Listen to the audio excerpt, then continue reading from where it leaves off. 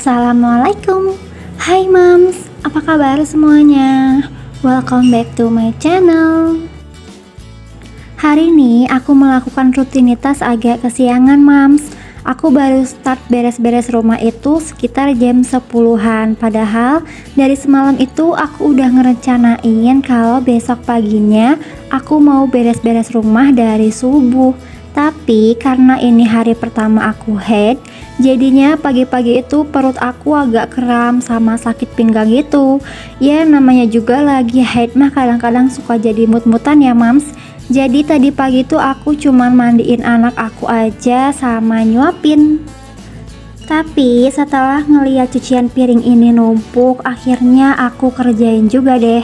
Tapi walaupun malas-malas gini ya, kalau udah bergerak tuh semua pekerjaan jadi kepegang loh mams.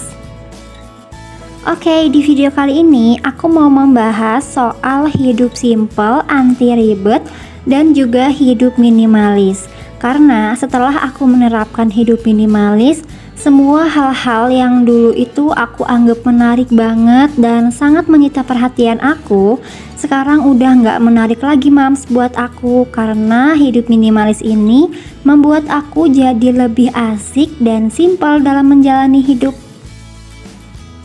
Hal yang udah nggak menarik lagi buat aku sekarang, yang pertama itu adalah barang bermerek. Nah dulu waktu aku masih kerja, semua barang-barang bermerek selalu menyita perhatian aku. Karena kalau kita pakai barang bermerek, rasanya tuh kita jadi lebih keren ya mams, lebih percaya diri. Dan ketika orang melihat penampilan kita seakan-akan beda gitu kalau kita menggunakan barang-barang bermerek. Tapi setelah aku belajar hidup minimalis, semua barang bermerek udah nggak menarik lagi buat aku. Yang penting buat aku sekarang adalah bukan mereknya, tapi fungsinya. Akan lebih bagus lagi kalau barang itu awet ya mams, atau bisa dipakai dalam waktu yang lama. Kalau kita bisa dapat barang yang mereknya biasa aja, harganya murah, nyaman dipakai, dan tahan lama, pasti kita bakalan happy banget ya mams. Gak penting deh mereknya apa. Dan kalaupun kita harus menggunakan barang bermerek, itu bukan berarti kita pamer mereknya ya. Tapi karena barang tersebut kualitasnya bagus dan bisa dipakai dalam jangka waktu yang lama ya mams. Jadi nggak harus bolak-balik beli barang baru lagi.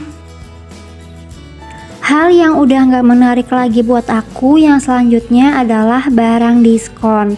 Dulu pas lihat papan sale itu rasanya pengen banget mampir deh. Pengen banget lihat-lihat ada barang apa aja nih yang diskon. Karena mumpung lagi murah kan, kapan lagi gitu ada diskon. Tapi sekarang semenjak aku menerapkan hidup minimalis, udah gak tertarik lagi dengan yang namanya sale atau diskon-diskonan. Terutama sama barang-barang yang memang aku gak butuh-butuh banget mams.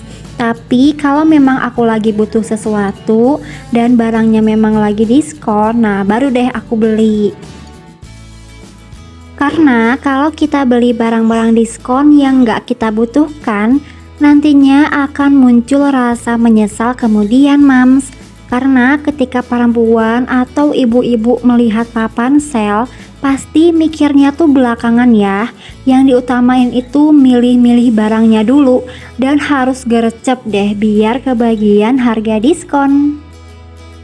Sebetulnya kalau kita sedang tidak tertarik dengan harga sale itu, kita bisa lebih hemat 100% loh mams.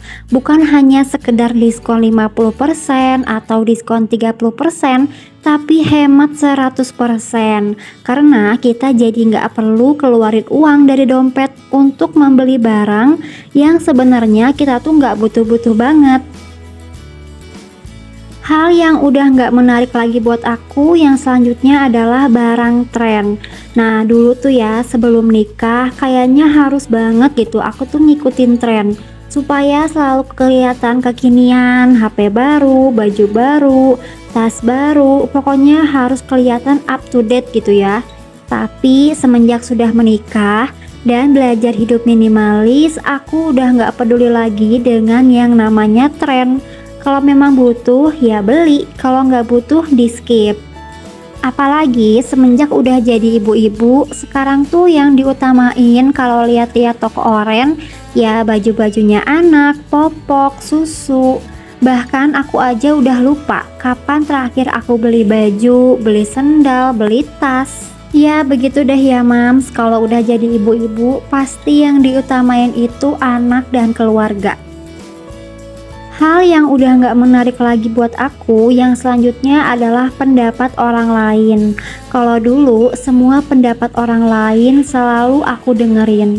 Sayang banget kalau harus keluar kerja, kamu harusnya begini, kamu harusnya begitu. Lama-lama aku jadi stres dan pusing sendiri mams, dan gak bisa jadi diri sendiri karena aku harus ngikutin apa yang orang lain mau. Tapi semenjak aku menjadi orang minimalis, aku tuh udah gak peduli lagi dengan pendapat orang lain. Mereka bebas mau berpendapat apapun, boleh-boleh aja. Tapi aku sendiri yang menentukan apa yang baik buat aku. Keputusan apa yang aku ambil itu tergantung aku sendiri. Barang apa yang aku mau beli juga tergantung aku sendiri, gak lagi tergantung orang lain. Karena aku beli barang itu bukan untuk memuaskan matanya orang lain ya. Aku beli barang karena aku suka dan juga butuh. Hal yang udah gak menarik lagi buat aku adalah urusan orang lain. Nah, urusan orang lain itu rasanya memang menarik banget ya mams. Seru banget gitu untuk didengerin. Terus jadinya kita akan ikut-ikutan kepikiran dan ikut-ikutan jadi stres dengan urusan orang lain. Empati itu bagus, seperti kalau kita merasakan apa yang orang lain rasakan. Tapi jangan sampai mengganggu kesehatan mental kita ya. Karena aku pernah sampai ikut-ikutan kepikiran, padahal itu nggak ada hubungannya sama sekali dengan kehidupan aku. Tapi sekarang itu udah nggak menarik lagi mams. Sekarang aku mulai pilih-pilih mana urusan yang aku perlu tahu dan nggak perlu tahu. Urusan mana yang aku bisa bantu selesaikan, urusan mana yang aku hanya bisa bantu doakan, dan urusan mana yang sebetulnya aku tuh nggak bisa melakukan apa-apa. Nah, untuk urusan yang aku nggak bisa melakukan apa-apa, ya udah, aku nggak mau pikirin dalam-dalam dan dilepasin aja. Karena pada saat kita melakukan itu, kita itu sedang memberikan tempat di otak kita mams untuk hal-hal yang positif aja, agar kita nggak terlalu terbebani. Kita juga nggak terlalu stres hanya karena urusan-urusan yang bukan kepentingan kita. Semenjak hidup minimalis, hidup aku itu jadi terasa lebih ringan, simple, dan juga lebih menyenangkan. Karena udah ada filternya mams. Apa hal yang penting buat kita, apa hal yang tidak penting buat kita. Nah, tadi kan aku udah share ya apa aja hal yang udah gak menarik lagi buat aku. Bagaimana nih dengan mams? Boleh tulis di kolom komentar ya. Alhamdulillah semua pekerjaan rumah aku udah selesai nih mams. Nah, untuk hari ini memang aku lagi libur masak ya, karena masih ada sop yang kemarin, jadinya tinggal diangetin aja kalau nanti mau makan.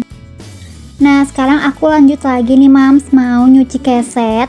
Karena keset kamar mandi aku tuh warnanya pink ya, jadinya kalau kucel tuh kelihatan banget gitu kotornya.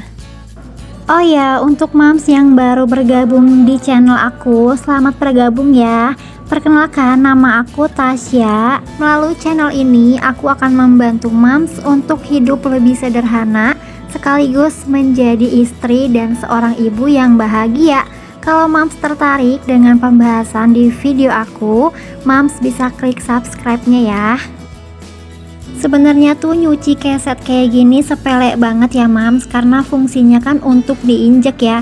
Jadinya kalau kita udah cuci bersih pasti bakalan kotor lagi. Tapi kalau keset yang di depan kamar mandi ini kotor, nah kita kan kalau keluar dari kamar mandi itu kaki kita pasti basah ya. Nah kalau keset pasti kotoran yang ada di keset nempel deh ke kaki kita. Nah bukannya jadi bersih, malah jadi kotor mams kakinya. Jadi penting banget ya untuk mencuci keset. Berawal dari males, tapi kalau udah dikerjain semua pekerjaan rumah jadi selesai mams. karena aku sadar kalau bukan aku yang kerjain, siapa lagi ya. Oke, kayaknya cukup sampai di sini aja video aku kali ini. Mudah-mudahan ada manfaat yang bisa diambil ya, Mams. Wassalamualaikum warahmatullahi wabarakatuh.